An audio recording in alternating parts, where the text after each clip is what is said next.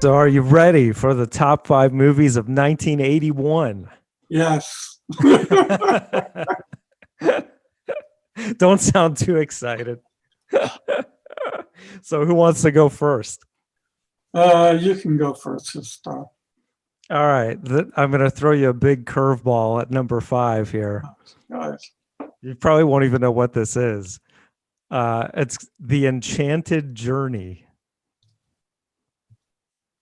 I never heard of it. I knew you wouldn't. Most people probably wouldn't either because it's a cartoon movie. I was just going to say, is it a kid's cartoon? Yeah, but it's pretty adult for a cartoon because it's about a chipmunk named Glicko that lives in the city, and then Oh, he they're not decides. even real people.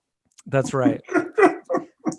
But wait. Orson Welles does the voice of I think the pigeon in the movie. So it has a little bit of star clout from the old days. And so this chipmunk travels to the forest where he's been told by the pigeon that's where he should live. And the whole movie is just, him, but he has to fight like rats and hawks and all this stuff. There's some actually pretty heavy, crazy looking stuff for a kid to watch. So it's not like, some Disney movie or something. It has kind of like I think it was like made, it might have been Japanese, like, because it's more of like an anime looking thing. Yes. But I saw clips of it not too long ago to see if it still holds up, and it's good for what it is. But yeah, I figured you wouldn't know what the hell it was. I think I had it taped off of TV on a VHS way back in the day. Okay. So, yep. So what's your number five? My number five, and we talked about this before, Time Bandits. Ah, yes. Okay. That is my number three, actually. Oh, wow. Yeah. See, I put it at number five because we already talked about it. Yeah, I mean, what else could we say really other than this movie has a little bit of everything? Terry Gilliam directed it. Right. Yeah, it was first movie of a trilogy. Right, kind of, right. Yeah, and it's more like an escapist movie. Yeah. No, it's a desire to escape from the craziness of society. Right, yeah. Which many Gilliam movies have that kind of running theme, I guess. Yeah, But this being kind of and this through a was through kid's the eyes. eyes of no child. Yeah. Right, yeah. But yeah, time traveling with all the little people who are all awesome. Going back to Napoleon days, Ian Holm as Napoleon was great. Right, John Cleese as Robin Hood is awesome. right. Sean Connery. Yep, as Agamemnon. Yes, Shelley Duvall. Yep. The evil guy is great. Yeah, The Hobbit. Ian Yep. Holm. Exactly. Yep. Michael Palin. Oh yeah, Michael Palin. Yeah, it was him and Shelley Duvall that Yes. yeah. Yeah, a lot of good people in it. Mm-hmm. Yeah, just the Robin Hood scene where John Cleese is like so happy, but then there's this guy punching people in the face, and John Cleese keeps saying "jolly good." So stupid. Yeah. But all right, good choice. So my number four, I'm thinking you might have this on your list also, is An American Werewolf in London. No, Ah, I I'm didn't put it surprised. on there. And we talked about this one before. Yeah, I guess we So did. yeah, you did. You mentioned it. Right. I think we talked about on the creatures episode, maybe. Yeah, it might have been on that. Yeah. Yeah. Yeah. I mean, it's probably one of my favorite werewolf movies. Yeah. I knew that. That's why I was surprised you didn't put it on this. Yeah. But yeah, John Landis directed it. Uh, I think it was right before he directed Michael Jackson's Thriller video. That's probably why Jackson reached out to him on this, because the special effects were really great for the time. When he transforms into the werewolf, but also there's so much like dark humor in the movie. Uh, the soundtrack having Creedence Clearwater's Bad Moon Rising, and Blue Moon, I think, is in there. And then just how it ends on such a sad note. It's not a movie that probably would do well in today's cinema, I don't think. I don't know that it did well back then. Was it a success, or it was kind of a I don't dark know if it, horse? yeah, it was a dark horse. Actually, I really don't know. I'm guessing that it probably did good. It's probably decent since Yeah, like horror movies were kind of a big thing in the 80s. So, yeah. But this was, you know, like a comedy thing and stuff. right. It was like there was humor to it. Yeah. Okay, cool. It So was what's it wasn't like totally scary. right, yeah. It had moments, but yeah. Yeah. So what's your number 4? My number 4 is Excalibur. Ah, okay. Yeah. I don't actually recall if I've seen it or not. I think I have, but it's been so long. It's probably the most accurate uh, King Arthur Yeah. movie. As the story goes. I mean, it had all the components: the search for the Holy Grail, Lancelot, coming to join the Round Table, then the affair with Guinevere, his sister, uh, and of course Merlin. So I mean, it was like a really good story. Plus, the Yeah. music was good. Yeah. Who was there any known actor in this, or is it mostly just Uh, a lot of British actors? I'm yeah, thinking. Nigel Terry was in it. Okay. Helen Mirren was in it. Oh, right. You know, uh, so yeah, I mean, there was a couple of good people in it. Okay. I liked Monty Python's Holy Grail take on some of that stuff better. Yes, that was funnier. I'm just saying that this was probably the most accurate one that Yeah. that was out there, and it Yeah. was like really good, Okay, cool. a really good adventure movie. Indeed. Okay. I'm wondering, I think we'll have 2 more in common, but that might be it. We'll see. So my number 3, as I mentioned, is Time Bandits. So what's your number 3? I skipped my number 4. Oh, so Excalibur is your 3? Yeah, Excalibur was my 3. Oh, all right. So what's your 4 then? My number 4 was Stripes. Ah, okay. That's my number 2. That's your number 2. Yeah, man. That's really good. I know we got to have at least one more. Yeah, for sure. Yes, we do have we have one more. Yeah, but Stripes, I mean, one of the best comedies of that era, I think.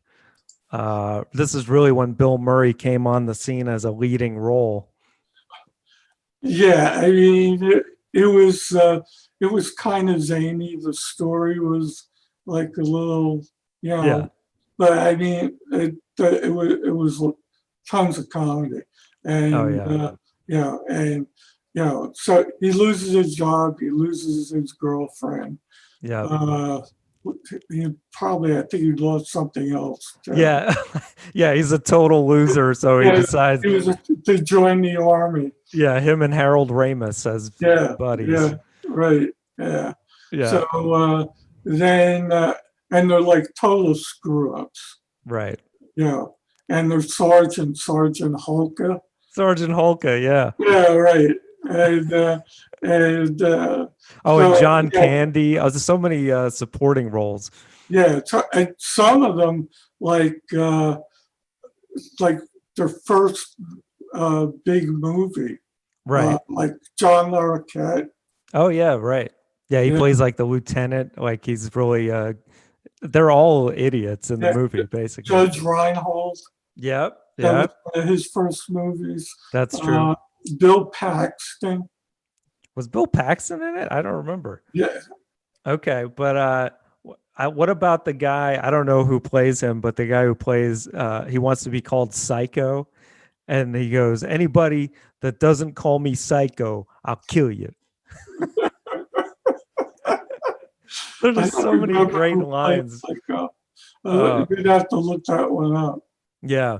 But Yeah, Bill Murray, man, and you could tell, he's just being himself throughout most of the movie, making it up as he goes. Like when they're in the house with the girls and he's puts her on the stove with the yeah, spatula and stuff. Just yeah. yeah. Actually, the extended version Yeah. is better than the short version. I don't know that I've seen the extended version. What is there Yeah. more stuff in Russia or something at the end? Now there's more nudity in the extended More version. nudity? Wow, because there was a lot, like with the mud wrestling scene Yeah, with John Candy and yeah, stuff. with John Candy the thing, and So then ridiculous. the whole squad gets arrested except for Yeah, Murray and the other guy. yeah, classic. And, yeah, and then so they're all thinking that they were told by Larroquette that they were going to have to do basic training over again. So the whole Right. thing is they're in the dumps. So and then That's the classic scene where yeah, they do Murray the. comes in, gives that speech, Yep. and then teaches them that marching routine thing. Right. Yeah. Yeah. It's so ridiculous, but Yeah, it's actually really cool. yeah, So yeah, then they get whatever, and then they're put on that mission to protect the armored van or yeah. whatever. I mean, And really a ridiculous movie. and they screw that up, And and then they then become heroes. yeah, and then Larroquette, the captain again, Yeah. he gets lost in Czechoslovakia and gets arrested. It's like one thing right after another. It's Yeah. like, Yeah. So great. But okay. So that man, I can't believe you only had it at 4. But all right. So now we're already to my number 1. So what's your number? 2? Yeah, my 2 was Stripe. So what's your number 2? Oh, see, my number 2 is Das Boot. Ah, okay. Never seen it. You're going to be watching a lot of movies when you get over my house. Really. You're making a list. This Yeah. is the most authentic submarine war movie that you would ever be able to see. The movie was like amazing. Yeah. And all German cast, obviously. It was about German U-boats in World War II. Right. And obviously it was made in Germany also. But a lot of it had to do with the life on a German U-boat submarine. I mean, they were depth charge and all this other stuff. They were stuck down at the bottom of the ocean, and their batteries were dying, and they needed to surface. And obviously, at that point, they were unable to. They're constantly like patching the submarine and stuff like that. So it shows like how the U-boat, German soldiers lived as opposed to the above water Navy lived and stuff too. So it was a lot of that in it. But it was like real life type thing. Okay, cool. But it's a little long, right? Like 3 hours or so, or Yeah, maybe two and a half. it is like really long. Okay. You can learn a lot of German. What's That's the a plus. Yeah, that's a good way. Actually, yeah, that's one of the best ways that I've learned a little bit of Spanish has been watching like Spanish versions of movies because I know the dialogue so well that when it happens, I'm like, I can remember that phrase. So, okay, cool. So number one is obviously on three. One, two, three. Raiders of the Lost Lost Ark. Ark. Yes, Yes, which we've talked about several times at this point. yes, we In our did. very first episode, didn't we do Spielberg first? I think. Yeah, I think we did. Yeah. Yeah, So we've talked about it probably plenty, but I right. mean, I mean, we talked about the third sequel more than we talked about the that's true. first movie and stuff.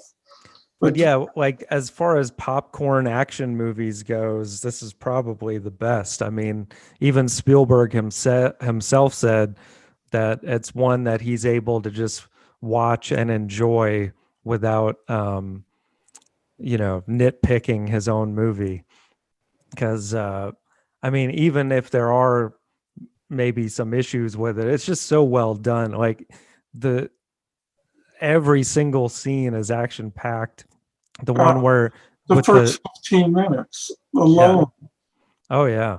yeah, Yeah, ridiculous. Where you think he gets away and then the big boulder's chasing him. And then he gets away from that and then Belloc and the natives have got him. And then, it's just one thing after another. and then he thinks he's safe and what's in the plane with him? The snake. Yeah. Snake. I hate snakes, Doc. Yeah.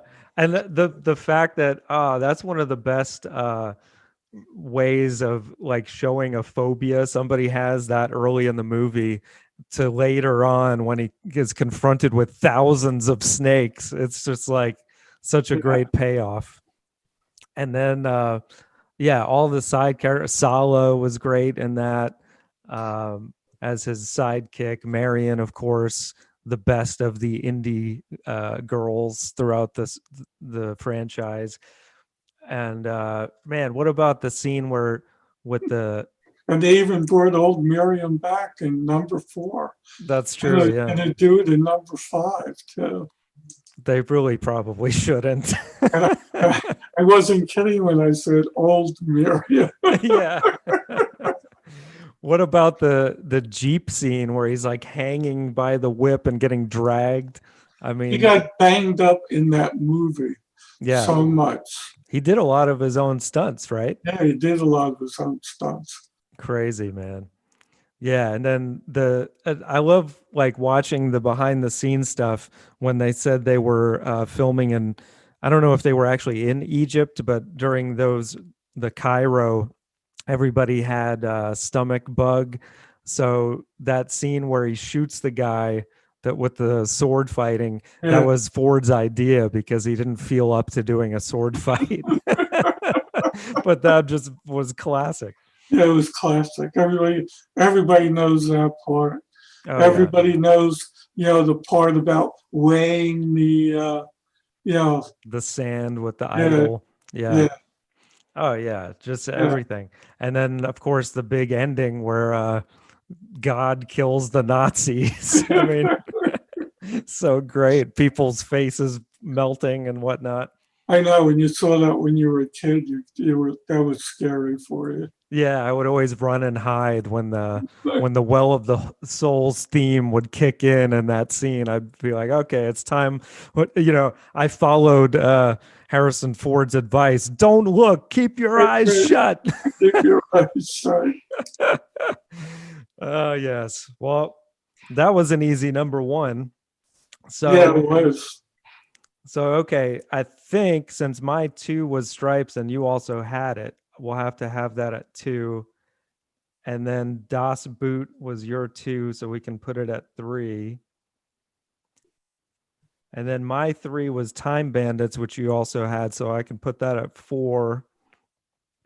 And then your 3, Excalibur, will round out the list. That was pretty easy. Yeah. Didn't even have to do Letterboxd. Sweet. All right. So any other honorable mentions on this year? Probably. No Enchanted Journey. I don't think that made my Superman 2. Oh, yes. I forgot about that. 95, Arthur, Cannonball Run, Yeah.